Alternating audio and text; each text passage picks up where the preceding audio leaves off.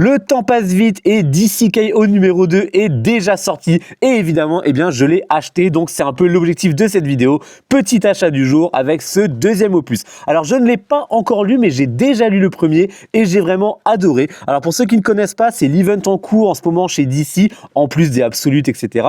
Et c'est un event dans lequel les héros doivent tous s'affronter pour savoir qui sera digne d'aller affronter Darkseid. C'est une sorte de tournoi pour savoir qui sera le champion de la Terre, qui sera capable d'aller affronter le grand méchant. Donc évidemment, c'est de l'affrontement à tout va. Hein. Donc dans le premier tome, il y avait une grosse surprise que je ne vais pas spoiler parce qu'il y avait eu l'élimination d'un personnage assez cultissime, assez rapide. J'avais d'ailleurs été très surpris, mais je vous en dis pas plus. Et là, donc on passe au chapitre 2. Donc on continue les affrontements. Donc ça se passe vraiment façon tournoi. Hein. C'est une espèce d'arène géante dans laquelle vont s'affronter tous nos personnages. Je ne sais pas trop encore où va mener ce deuxième épisode, mais c'est un event en tout cas que je trouve très intéressant. J'ai aimé le premier parce que je trouvais ça assez intéressant, la façon dont c'était mis en place. Je vous l'ai dit, la grosse surprise qui avait lieu dans le premier tome, j'avais trouvé ça vraiment très très bien amené, très très chouette. Il y a pas mal de petites subtilités, c'est pas juste, il n'est pas juste question de se taper dessus, ça a l'air quand même d'être un peu plus poussé que ça. Et moi, je vous avoue que je suis très impatient de découvrir la suite. C'est un event que je vais suivre avec grande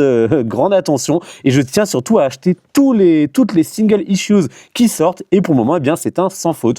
Donc voilà, dites-moi si vous avez commencé à lire DCKO, ce que vous en avez pensé. N'hésitez pas à liker et à vous abonner et je vous dis à la prochaine.